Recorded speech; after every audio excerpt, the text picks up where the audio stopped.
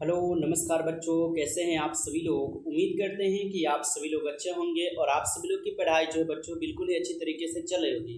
तो प्यारे बच्चों, आज की इस क्लास में हम सभी लोग पढ़ने वाले हैं क्लास 12th हिस्ट्री के 100 मोस्ट इम्पोर्टेंट ऑब्जेक्टिव क्वेश्चन को, जो कि आपकी बोर्ड परीक्षा में बच्चों बार बार पूछे जाते हैं। तो प्यारे बच्चों, आप सभी लोग इस क्लास को बिल्कुल अच्छी तरीके से लास्ट तक देखिएगा, जिससे कि आप जो इन सभी क्वेश्चन को अच्छे से याद कर पाएंगे और आप सभी लोग अपने बोर्ड परीक्षा में सभी क्वेश्चन को आसानी तरीके से बना पाएंगे। तो चलिए प्यारे बच्चों, फिर क्लास को स्टार्ट करते हैं। उनसे पहले यदि आप सभी लोग इस चैनल पे पहली बार जुड़े होंगे तो आप सभी लोग इस चैनल को सब्सक्राइब करके बच्चों ऑल पे दबा लीजिएगा, जिससे कि जब भी कोई नई क्लास होगा सबसे पहले उस क्लास का नोटिफिकेशन आपके पास पहुंच सके। तो प्यारे बच्चों, चैनल पे पहली बार यदि आप जुड़े हो तो चैनल को सब्सक्राइब करके एक बार कॉमेंट में I am new student sir जरूर लिखिएगा। तो चलिए प्यारे बच्चों, क्लास को स्टार्ट करते हैं और यहाँ पे देखिए पहला नंबर क्वेश्चन है प्यारे बच्चों कि यहाँ पे दांडी यात्रा का नेतृत्व जो है ना किसने किया था। सभी क्वेश्चन इंपॉर्टेंट क्वेश्चन है बच्चों आपके एग्जाम के लिए, सभी क्वेश्चन को अच्छे से याद कर लेना है आपको, ठीक ना बच्चों। चलिए, दांडी यात्रा का नेतृत्व किसने किया था। तो प्यारे बच्चों याद रखिएगा, दांडी यात्रा का नेतृत्व महात्मा गांधी के द्वारा किए गए थे। ऑप्शन ए हो जाएंगे यहाँ पे आप लोग का सही जवाब। चलिए अगला क्वेश्चन का आंसर लगा दीजिएगा कि लॉटरी कम्युनिटी का गठन जो है ना कब किया गया था। चलिए बच्चों बताएंगे आप सभी लोग, हमारे साथ सभी लोगों का चैट सेक्शन में आंसर आना चाहिए प्यारे बच्चों, ठीक है। चलिए लगाते चलिए, लॉटरी कमेटी का गठन जो है ना कब किया गया था। तो लॉटरी कमेटी का गठन प्यारे बच्चों किए गए थे 1817 ईस्वी में। ऑप्शन बी हो जाएंगे यहाँ पे सही जवाब। चलिए अगला क्वेश्चन की ओर बढ़ते हैं। नेक्स्ट क्वेश्चन है, संविधान सभा में कुल कितने सदस्य थे। चलिए लगाइएगा आंसर आप सभी लोग कि संविधान सभा में कुल कितने यहाँ पे सदस्य थे। तो संविधान सभा में कुल सदस्यों की संख्या यहाँ पे हो जाएंगे 389। ऑप्शन डी कीजिएगा आप सब लोग यहाँ पे सही जवाब। चलिए अगला क्वेश्चन की ओर बढ़ते हैं कि भारत का विभाजन ब्रिटिश शासन की किस योजना का परिणाम हो जाएंगे। चलिए बच्चों बताइए कि भारत का विभाजन ब्रिटिश शासन की किस योजना का यहाँ पे जो है ना परिणाम हो जाएंगे। तो यह प्यारे बच्चों माउंटबेटन योजना का परिणाम हो जाएंगे, याद रखिएगा आप सभी लोग। चलिए अगला क्वेश्चन की ओर बढ़ते हैं कि घोड़ों की हड्डियों के साक्ष्य कहाँ से मिले हैं। बताइए बच्चों, घोड़ों की हड्डियों के साक्ष्य कहाँ से मिले हैं। तो घोड़ों के हड्डियों के साक्ष्य मिले हैं सुतका गंडोर से, यानी सुतकोटता बोल सकते हैं। ऑप्शन सी हो जाएगा सही जवाब। नेक्स्ट क्वेश्चन है, धोलावीरा किस राज्य में है प्यारे बच्चों। चलिए सभी लोग आंसर लगाते चलिए बच्चों। इस क्लास में कुल आपको 100 क्वेश्चन कंप्लीट कराएंगे। इन सभी क्वेश्चन को आपको याद भी करना है। क्लास से सभी बच्चे लास्ट तक देखिएगा तो आप अच्छे से याद कर पाएंगे। बताइए धोलावीरा किस राज्य में है। तो धोलावीरा जो है ये आपके गुजरात राज्य में है। ऑप्शन सी कीजिएगा आप लोग सही जवाब। चलिए अगला क्वेश्चन है बच्चों, मगध साम्राज्य की स्थापना किसने की थी। काफी इंपॉर्टेंट क्वेश्चन है, मगध साम्राज्य की स्थापना किसने की थी। तो मगध साम्राज्य की स्थापना किए गए थे बिंबिसार के द्वारा। ऑप्शन ए हो जाएगा सही जवाब बिंबिसार। नेक्स्ट क्वेश्चन कर बढ़ते हैं बच्चों कि आश्रम व्यवस्था में कितने प्रकार के आश्रमों का जो है यहाँ पे उल्लेख है। तो आश्रम व्यवस्था में कितने प्रकार के आश्रमों का यहाँ पे उल्लेख हो जाएंगे। तो आश्रम व्यवस्था में कुल 4 प्रकार के आश्रमों का उल्लेख है, याद रखिएगा। चलिए अगला क्वेश्चन कर बढ़ते हैं बच्चों कि ह्वेनसांग किस देश का यात्री था। बताइएगा आप सभी लोग, ह्वेनसांग किस देश का यात्री था।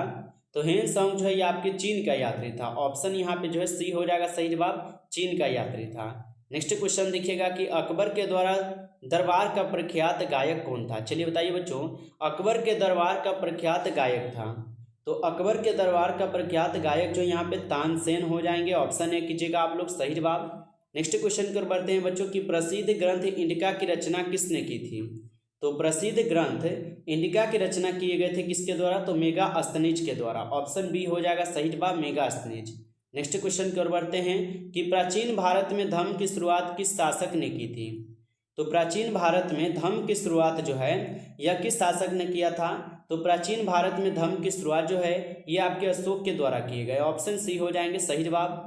चलिए अगला क्वेश्चन की ओर बढ़ते हैं बच्चों कि पाटलिपुत्र नगर की स्थापना उदयनीय ने किस नदी के संगम पर की थी। तो पाटलिपुत्र नगर की स्थापना उदयनीय ने किस नदी के संगम पर किए थे बच्चों।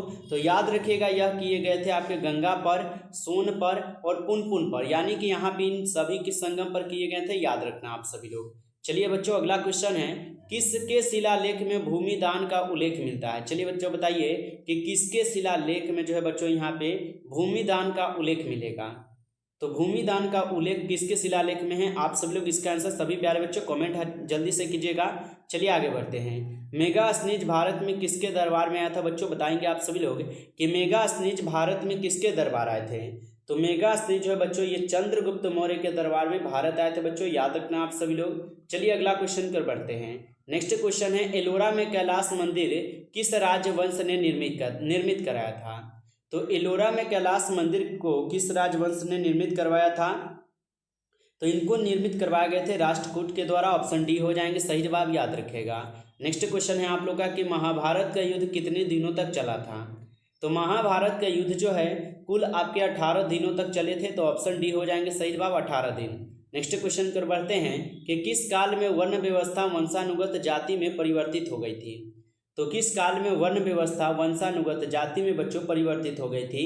तो यह उत्तर वैदिक काल में हुई थी। ऑप्शन ए हो जाएगा सही जवाब, उत्तर वैदिक काल, याद रखेगा। चलिए अगला क्वेश्चन है आप लोग का, मनुस्मृति में कितने प्रकार के विवाहों का जो है उल्लेख यहाँ पे किया गया है? तो मनुस्मृति में जो है कुल यहाँ पे कितने प्रकार के विवाहों का उल्लेख है? तो 8 प्रकार के। ऑप्शन सी कीजिएगा आप सभी लोग, 8 प्रकार के विवाह का उल्लेख है। नेक्स्ट क्वेश्चन है कि भीम ने हिडिंबा के साथ कौन सा विवाह संपन्न किया था? तो भीम ने हिडिंबा के साथ कौन सा विवाह को यहाँ पे संपन्न किया था? तो भीम जो है यह हिडिंबा के साथ आपके गंधर्व विवाह को संपर्क किए थे, संबंध यहाँ पे क्या किए थे? तो संपन्न किए थे, याद रखेगा। नेक्स्ट क्वेश्चन है कि प्रथम बौद्ध संगीति कहाँ हुई थी? बताइए प्रथम बौद्ध संगीति जो है कहाँ पर हुई थी? तो प्रथम बौद्ध संगीति राजगृह में हुई थी। ऑप्शन सी हो जाएंगे सही जवाब, 21 नंबर क्वेश्चन का आंसर। नेक्स्ट क्वेश्चन कर बढ़ते हैं। नेक्स्ट क्वेश्चन है, तलवंडी में किस प्रसिद्ध संत का जन्म हुआ था? बच्चों चलिए सभी लोग आंसर लगाइएगा, तलवंडी में किस प्रसिद्ध संत का जन्म हुआ था? तो तलवंडी में जो है किस प्रसिद्ध संत का जन्म हुआ है? तो तलवंडी में हुए हैं गुरु नानक जी का जन्म। ऑप्शन डी कीजिएगा बच्चों सही जवाब। चलिए अगला क्वेश्चन कर बढ़ते हैं। अगला क्वेश्चन है कि आत्मा का पुनः जन्म मुख्य विषय है बच्चों। चलिए बताइए आत्मा का पुनः जन्म मुख्य विषय हो जाएंगे, तो आत्मा का पुनः जन्म मुख्य विषय हो जाएगा कोष्टकी उपनिषद का। ऑप्शन बी कीजिएगा प्यारे बच्चों सही जवाब। चलिए अगला क्वेश्चन कर बढ़ते हैं कि बुद्ध के उपदेश का संकलन है।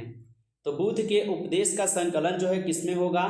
तो सुत्त पिटक में जो है बुद्ध के उपदेशों का संकलन है, याद रखिएगा। नेक्स्ट क्वेश्चन है प्यारे बच्चों कि सांची मध्य प्रदेश के किस जिले में स्थित है? बताएंगे आप सभी लोग कि सांची मध्य प्रदेश के किस जिले में स्थित है? तो सांची मध्य प्रदेश के रायसेन जिला में स्थित है। ऑप्शन बी कीजिएगा सही जवाब। नेक्स्ट क्वेश्चन कर बढ़ते हैं, कालिदास भवभूति सुबंधु और बाण भट्ट किस धर्म के अनुयायी थे? काफी इंपॉर्टेंट क्वेश्चन है। कालिदास भवभूति सुबंधु और बाण भट्ट किस धर्म के बच्चों अनुयायी हो जाएंगे? तो यह हो जाएंगे शैव धर्म के। ऑप्शन सी कीजिएगा शैव धर्म के। नेक्स्ट क्वेश्चन है आप लोग का, बौद्ध परंपरा में अशोक ने कितने स्तूप बनवाए हैं? तो बौद्ध परंपरा में अशोक जो है यह कुल 84,000 स्तूप को बनवाए थे। ऑप्शन डी हो जाएगा सही जवाब। नेक्स्ट क्वेश्चन है कि तहकीक ए हिंद किसका यात्रा वृत्तांत है? तो तहकीक ए हिंद जो है यह आपके अलबर्नी का यात्रा वृत्तांत है, याद रखिएगा आप सभी लोग। नेक्स्ट क्वेश्चन को बढ़ते हैं कि गुप्त काल में कौन से चीनी यात्री भारत आया था? तो गुप्त काल में कौन से चीनी यात्री भारत आया था? तो गुप्त काल में जो है फाहियान भारत आया था। ऑप्शन बी हो जाएगा सही जवाब।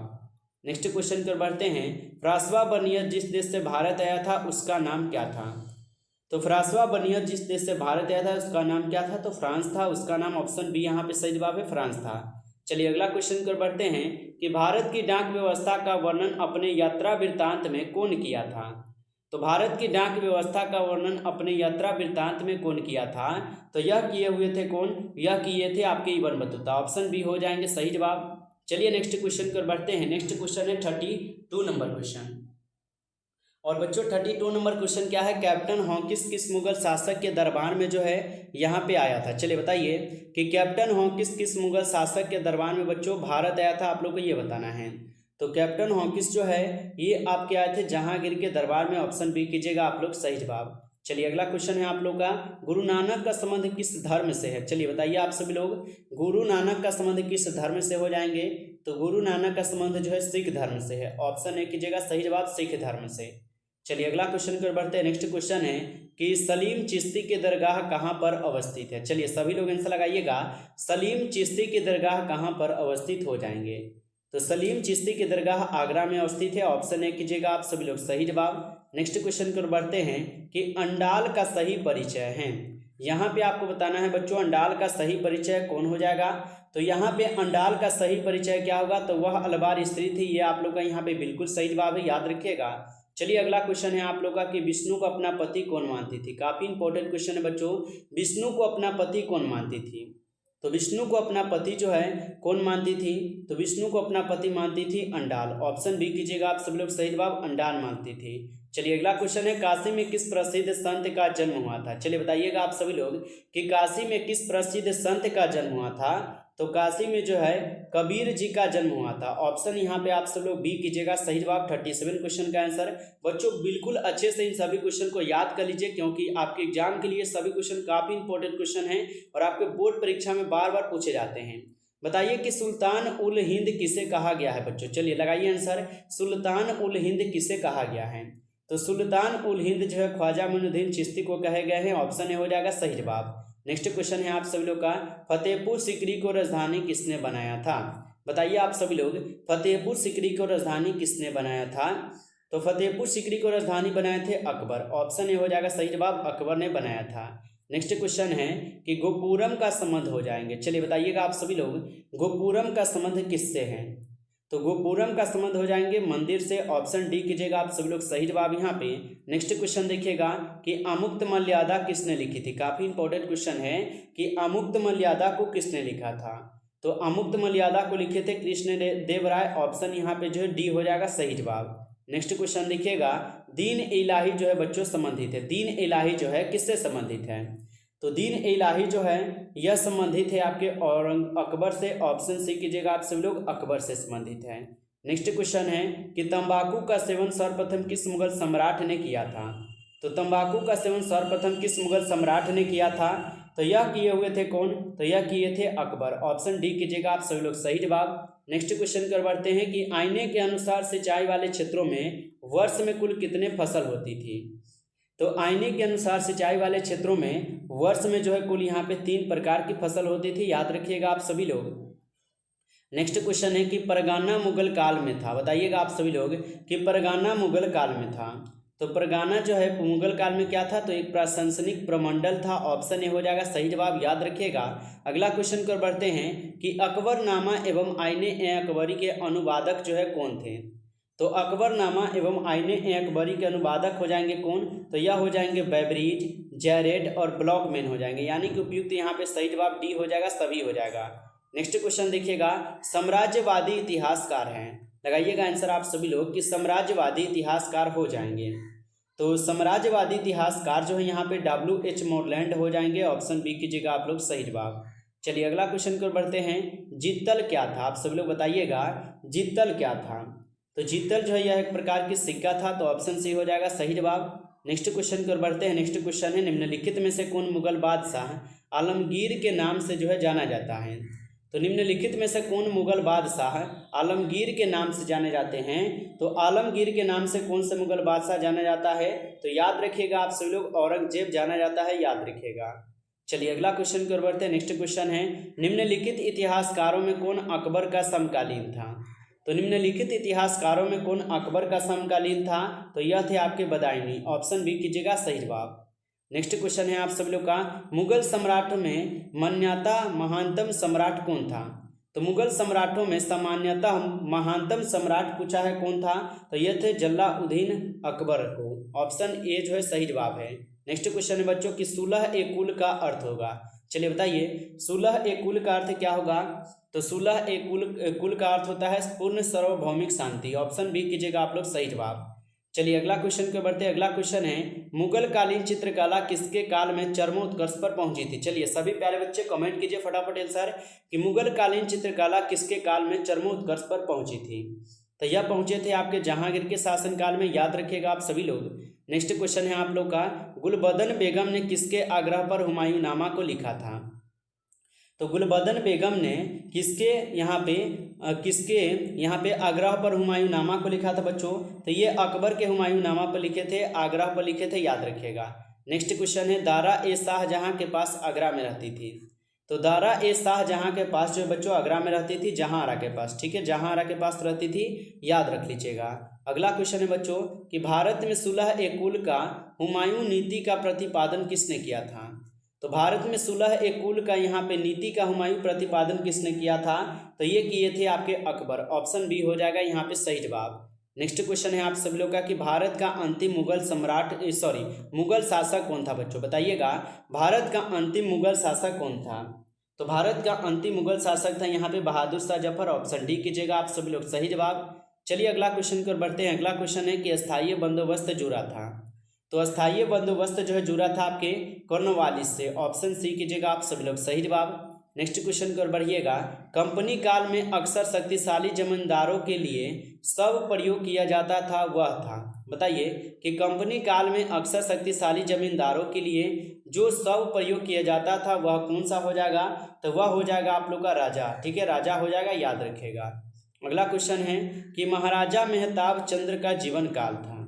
तो महाराजा मेहताब चंद्र का जो यहाँ पे जीवन काल कौन सा हो जाएगा? तो 1820 से लेकर 1800 यहाँ पे 79 हो जाएगा, याद रखिएगा। चलिए अगला क्वेश्चन कर बढ़ते हैं। बंगाल और बिहार में स्थायी बंदोबस्त से करने का यहाँ पे श्रेय किसे दिया जाता है? तो बंगाल और बिहार में स्थायी बंदोबस्त शुरू करने का यहाँ पे श्रेय किसे दिया जाता है? तो ये दिए जाते हैं आपके किसको? लॉर्ड कॉर्नवालिस को। ऑप्शन ए कीजिएगा सही जवाब। बच्चों क्लास को अगर अभी तक आप लोग लाइक नहीं किए हो तो क्लास को लाइक और चैनल को बच्चों आप लोग सब्सक्राइब कर लीजिएगा, ठीक ना। चलिए आगे बढ़ते हैं बच्चों। यहाँ पे देखिएगा, यहाँ पे दिए गए हैं आप लोग का 62 नंबर। किस रिपोर्ट का संबंध भारत में ईस्ट इंडिया कंपनी के क्रियाकलापों से है? चलिए बच्चों बताइए कि किस रिपोर्ट का संबंध भारत में ईस्ट इंडिया कंपनी के क्रियाकलापों से हो जाएंगे? तो याद रखिएगा ये 5वीं रिपोर्ट का संबंध हो जाएगा। ऑप्शन सी कीजिएगा आप लोग सही जवाब। चलिए अगला क्वेश्चन कर बढ़ते हैं। अगला क्वेश्चन है कि दक्कन दंगा आयोग जो है कब गठित हुआ था? चलिए काफी इंपॉर्टेंट क्वेश्चन है कि दक्कन दंगा आयोग जो है कब बच्चों गठित हुआ था? तो दक्कन दंगा आयोग जो गठित कब हुआ था? तो ये आपके 1875 में हुए थे। ऑप्शन ए कीजिएगा आप लोग सही जवाब। चलिए अगला क्वेश्चन कर बढ़ते हैं। अगला क्वेश्चन देखिएगा कि व्यापगत का सिद्धांत का संबंध था बच्चों। चलिए बताइए कि व्यापगत के सिद्धांत का संबंध किससे हो जाएगा? तो ये आपके डलहौजी से है। ऑप्शन बी कीजिएगा आप सभी लोग यहाँ पे सही जवाब। चलिए अगला क्वेश्चन है आप लोग का कि 1857 ईस्वी के विद्रोहों का कानपुर में नेतृत्व किसने किया था? तो 1857 ईस्वी के विद्रोहों का कानपुर में नेतृत्व किसने किया था? तो यह किए हुए थे कौन? नाना साहेब। ऑप्शन बी कीजिएगा आप सभी लोग यहाँ पे सही जवाब। अगला क्वेश्चन कर बढ़ते हैं। नेक्स्ट क्वेश्चन है मेरठ छावनी में सिपाहियों ने कब विद्रोह कर दिया था? काफी इंपॉर्टेंट क्वेश्चन है। मेरठ छावनी में सिपाहियों ने कब विद्रोह कब कर दिया था? तो यह विद्रोह कब किए थे? तो यह विद्रोह किए हुए थे 10 मई 1857 को। ऑप्शन ए हो जाएगा 10 मई 1857। नेक्स्ट क्वेश्चन है फिरंगी किस भाषा का शब्द है? काफी इंपॉर्टेंट क्वेश्चन है बच्चों, बताइएगा फिरंगी किस भाषा का शब्द है? तो फिरंगी जो है आपके फारसी भाषा का शब्द है, याद रखिएगा आप सभी लोग। अगला क्वेश्चन है आप लोग का यहाँ पे 1857 की क्रांति के दौरान सागर एवं आसपास के क्षेत्र में किसने अंग्रेजों को परेशान किया था? तो 1857 ईस्वी की क्रांति के दौरान सागर एवं आसपास के क्षेत्रों में किसने अंग्रेजों को परेशान किया था? तो ये परेशान किए थे कौन? तो इनमें से कोई नहीं होगा, ठीक है, इनमें से कोई भी नहीं है। तो ऑप्शन डी कीजिएगा सही जवाब। अगला क्वेश्चन है कि क्रांति के दमन के बाद कौन क्रांतिकारी नेता नेपाल गया था? तो क्रांति के दमन के बाद कौन क्रांतिकारी नेता जो है नेपाल गया था? तो आप सभी लोग याद रखिएगा, यह गए थे कौन? नाना साहेब और बेगम हजरत महल, ये दोनों गए थे। इसलिए ऑप्शन यहाँ पे सी हो जाएगा, ए और बी दोनों हो जाएगा। चलिए अगला क्वेश्चन कर बढ़ते हैं बच्चों। 1857 की क्रांति के प्रमुख नेता बहादुर शाह यहाँ पे जफर को बच्चों हर्षण से कहाँ गिरफ्तार किया गया? तो 1857 की क्रांति के प्रमुख नेता बहादुर शाह जफर को हर्षण से कहाँ गिरफ्तार किया गया था बच्चों? तो याद रखिएगा इनको गिरफ्तार किया हुमायूं के मकबरे से। ऑप्शन बी हो जाएगा सही जवाब। नेक्स्ट क्वेश्चन है आप सब लोग का यहाँ पे प्यारे बच्चों क्या है आप सब लोग का? यहाँ पे 71 नंबर क्वेश्चन है कि किस महिला ने सतारा उज्जैन ईस्वी तक अंग्रेजों के विरोध ग्वालियर आदि में 1838 से 1863 तक जो ना यहाँ पे षड्यंत्र किया था? तो यह कौन किए थे? तो ये महारानी बेजाबाई सिंधिया किए हुए थे। ऑप्शन बी कीजिएगा सही जवाब। चलिए अगला क्वेश्चन की ओर बढ़ते हैं बच्चों। 1857 ईस्वी के विद्रोह को किसने प्रथम स्वतंत्रता संग्राम कहा? तो 1857 ईस्वी के विद्रोह को किसने प्रथम स्वतंत्रता संग्राम कहा था? तो यह कहे हुए थे आपके BR अम्बेडकर जी, यानी कि BD सावरकर हो जाएंगे यहाँ पे। BD सावरकर आप सब लोग इनको बोल सकते हैं। चलिए आगे बढ़ते हैं। अगला क्वेश्चन कर बढ़िएगा। अगला क्वेश्चन है आप सब लोग का यहाँ पे क्या है? यहाँ पे दिए गए हैं 73 नंबर क्वेश्चन। 73 नंबर क्वेश्चन क्या है कि भारत की राजधानी कलकत्ता से दिल्ली जो है स्थानांतरित किया गया था। यानी कि भारत की राजधानी पहले कहाँ था, कलकत्ता, और कलकत्ता से दिल्ली स्थानांतरित कब किया गया था, तो दिल्ली स्थानांतरित जो है कब किए गए थे, तो 1911 ईस्वी में किए गए थे। ऑप्शन सी हो जाएंगे यहाँ पे सही जवाब, याद रखिएगा। चलिए आगे बढ़ते हैं। अगला क्वेश्चन है आप लोग का यहाँ पे कि भारत में जिस वर्ष के उपरांत जनगणना शुरू हुई वह दशकीय प्रत्येक था। बताइए कि भारत में जिस वर्ष के उपरांत जनगणना शुरू हुई थी वह कौन से वर्ष था। ठीक है, आपको यही बताना है, तो वह कौन सा वर्ष हो जाएगा, इसका आंसर आप सब लोग फटाफट बता दीजिएगा। तो यह हो जाएगा 1881 में। ऑप्शन सी कीजिएगा आप लोग यहाँ पे सही जवाब। चलिए अगला क्वेश्चन है आप लोग का कि विक्टोरिया टर्मिनस किस शैली की इमारत है। तो विक्टोरिया टर्मिनस जो है ये किस शैली का इमारत है, तो नवगोथिक शैली का है। ऑप्शन बी कीजिएगा प्यारे बच्चों, सही जवाब। चलिए अगला क्वेश्चन कर बढ़ते हैं। अगला क्वेश्चन है गेटवे ऑफ इंडिया किस शैली का उदाहरण है। तो गेटवे ऑफ इंडिया जो बच्चों ये किस शैली का उदाहरण है, तो गेटवे ऑफ इंडिया जो है ये आपके इंडो रासायनिक शैली का उदाहरण है। ऑप्शन सी कीजिएगा सही जवाब। नेक्स्ट क्वेश्चन है कि माई एक्सपेयरिंग विथ टूथ किसकी आत्मकथा है। तो माई एक्सपेयरिंग विथ टूथ जो है ये किसकी आत्मकथा हो जाएंगे, तो यह हो जाएंगे महात्मा गांधी की आत्मकथा, याद रखेगा। नेक्स्ट क्वेश्चन है आप सभी लोग का कि गांधी इरविन समझौता कब हुआ था। तो गांधी इरविन समझौता कब हुआ था, तो गांधी इरविन समझौता 1931 में हुआ था। ऑप्शन बी कीजिएगा आप लोग सही जवाब। नेक्स्ट क्वेश्चन दिए गए हैं कि महात्मा गांधी द्वारा शुरू किया गया पहला जन आंदोलन कौन सा था। तो महात्मा गांधी द्वारा शुरू किया गया पहला जन आंदोलन यहाँ पे हो जाएंगे असहयोग आंदोलन। ऑप्शन बी कीजिएगा आप लोग सही जवाब। नेक्स्ट क्वेश्चन देखिएगा, गांधी जी ने असहयोग आंदोलन किस वर्ष आरंभ किया। तो गांधी जी ने असहयोग आंदोलन को किस वर्ष शुरू किए थे, तो असहयोग आंदोलन को 1920 ईस्वी में शुरू किए थे। ऑप्शन यहाँ पे ए हो जाएगा सही जवाब। नेक्स्ट क्वेश्चन है मोहम्मद अली जिन्ना के बारे में कौन सा कथन यहाँ पे सत्य दिए गए हैं। बताइएगा मोहम्मद अली जिन्ना के बारे में कौन सा कथन यहाँ पे सत्य है। तो यहाँ पे कौन सा कथन सत्य है, तो यहाँ पे होम रूलिंग आंदोलन का समर्थन किया, ये कथन भी सही है। असहयोग आंदोलन का विरोध किया, ये कथन भी सही है। बेबेज योजना का आविष्कार, ये भी सही है। यानी कि उपयुक्त यहाँ पे तीनों कथन सही हो जाएगा। चलिए अगला क्वेश्चन की ओर बढ़ते हैं। अगला क्वेश्चन देखिएगा, सुभाष चंद्र बोस ने कहाँ पर आज़ाद हिंद फौज का यहाँ पे गठन किया था। बताइएगा सुभाष चंद्र बोस ने कहाँ पर आज़ाद हिंद फौज का गठन किए हुए थे, तो ये आज़ाद हिंद फौज का गठन किए थे सिंगापुर में। ऑप्शन डी कीजिएगा आप लोग सही जवाब, सिंगापुर। नेक्स्ट क्वेश्चन को बढ़ते हैं, सुभाष चंद्र बोस ने हिंदुस्तान की घोषणा सिंगापुर के कैले हॉल में अस्थायी सरकार की स्थापना कब की थी। चलिए यहाँ पर लगाएंगे 83 क्वेश्चन का आंसर। तो 83 नंबर क्वेश्चन का प्यारे बच्चों ऑप्शन सी हो जाएगा सही जवाब। 2 अक्टूबर 1900 कितना है 43 ईस्वी में। ठीक है, याद रखिएगा। चलिए अगला क्वेश्चन है, 15 अगस्त 1947 को जब भारत स्वतंत्र हुआ उस समय ब्रिटेन के किस पार्टी की सरकार थी। तो 15 अगस्त 1947 को जब भारत का स्वतंत्र हुआ उस समय ब्रिटेन में किस पार्टी का स्वतंत्र यहाँ पे सरकार था बच्चों, तो आप लोग याद रखिएगा उस समय था आपके लेबर पार्टी का। ठीक है, ऑप्शन ए हो जाएगा सही जवाब। नेक्स्ट क्वेश्चन है, कांग्रेस की स्थापना कब हुई थी बच्चों। चलिए सभी लोग बताइएगा कांग्रेस की स्थापना कब हुई थी। तो कांग्रेस की स्थापना 1885 में हुई थी, याद रखिएगा आप सभी लोग। नेक्स्ट क्वेश्चन है आप सभी लोग का यहाँ पे, भारतीय संविधान के प्रारूप समिति के अध्यक्ष कौन थे। तो भारतीय संविधान के प्रारूप समिति के अध्यक्ष कौन थे, तो भारतीय संविधान के प्रारूप समिति के अध्यक्ष थे doctor Bhimrao Ambedkar ji. Option D हो जाएंगे सही जवाब। 86 नंबर क्वेश्चन का आंसर याद रखिएगा। चलिए आगे बढ़ते हैं। अगला क्वेश्चन का आंसर लगाइएगा आप सभी लोग यहाँ पे। अगला क्वेश्चन है कि संविधान सभा के अध्यक्ष थे, काफी इंपॉर्टेंट क्वेश्चन है कि संविधान सभा के अध्यक्ष कौन थे। तो संविधान सभा के यहाँ पे अध्यक्ष हो जाएंगे doctor Rajendra Prasad ji. Option A कीजिएगा सही जवाब। चलिए अगला क्वेश्चन की ओर बढ़ते हैं बच्चों। अगला क्वेश्चन है, मुस्लिम लीग ने कैबिनेट मिशन की संवैधानिक योजना पर स्वीकृति दी थी। काफी इंपॉर्टेंट क्वेश्चन है बच्चों। मुस्लिम लीग ने कैबिनेट मिशन की संवैधानिक योजना पर स्वीकृति कब दी थी। तो यह स्वीकृति दिए हुए थे बच्चों कब, तो ये आपके दिए थे 16 जून 1946 को। ऑप्शन ए हो जाएगा यहाँ पे सही जवाब। अगला क्वेश्चन की ओर बढ़िएगा। अगला क्वेश्चन है, 24 जनवरी 1950 को संविधान पर हस्ताक्षर किए संविधान के कितने सदस्यों ने। तो 24 जनवरी 1950 को संविधान पर कितने लोग जो है हस्ताक्षर किए थे, तो आप सभी लोग जो है याद रखिएगा इन पर कितने लोग के द्वारा हस्ताक्षर किए गए थे। तो इन पर किए गए थे 284 लोग हस्ताक्षर किए थे। नेक्स्ट क्वेश्चन है आप लोग का यहाँ पे, कैबिनेट मिशन के सदस्य थे। तो कैबिनेट मिशन के सदस्य जो है यहाँ पे कौन हो जाएंगे, तो यहाँ पे इनमें से सभी हो जाएंगे। ऑप्शन डी कीजिएगा, इनमें से सभी है। नेक्स्ट क्वेश्चन को बढ़िएगा, 1920 में कौन आंदोलन हुआ था। तो 1920 में कौन सा आंदोलन हुआ था? तो 1920 में जो है आप सभी लोग का हुआ था असहयोग आंदोलन। ऑप्शन बी कीजिएगा आप लोग सही जवाब। चलिए अगला क्वेश्चन की ओर बढ़ते हैं। नेक्स्ट क्वेश्चन है आप सभी लोग का कि पूना समझौता किस वर्ष हुआ था? बताइए पूना समझौता किस वर्ष हुआ था? तो 1932 ईस्वी में पूना समझौता हुआ था, याद रखिएगा।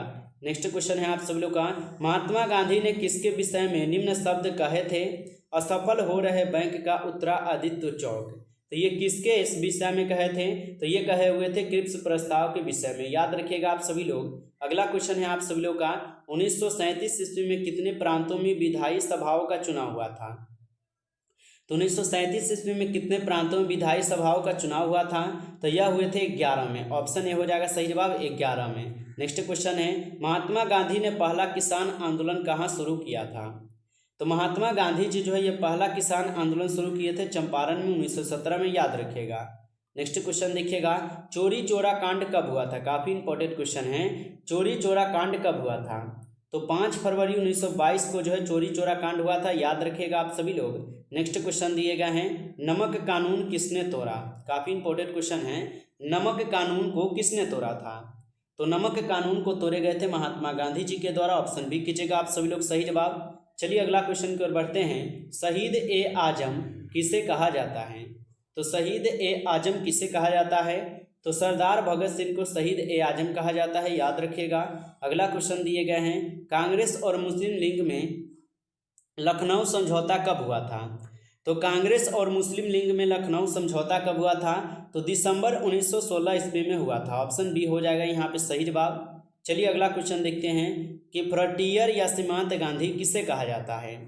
तो फ्रंटियर या सीमांत गांधी जो है ये कहे जाते हैं खान अब्दुल गफ्फार खान को। ऑप्शन ए कीजिएगा आप सभी लोग सही जवाब। तो बच्चों ये रहे आपके कुल 100 क्वेश्चन इस क्लास में, और कितना क्वेश्चन आप लोग सही कर पाए हैं कमेंट करके आप सब लोग बताइएगा। और बच्चों जो भी बच्चों को अभी तक पीडीएफ और नोट्स नहीं मिला है, मात्र आपको 199 में आपके सभी सब्जेक्ट का नोट्स दिए जा रहे हैं। जो भी बच्चों को नोट्स चाहिए आप लोग कॉल करके बात करके इस नोट्स को ले सकते हो, 962 18 834। ठीक है बच्चों, इस नंबर पे आप लोग कॉल कर लीजिएगा या व्हाट्सएप पर मैसेज करके बोलिएगा कि सर हमें 199 का पीडीएफ और नोट्स चाहिए।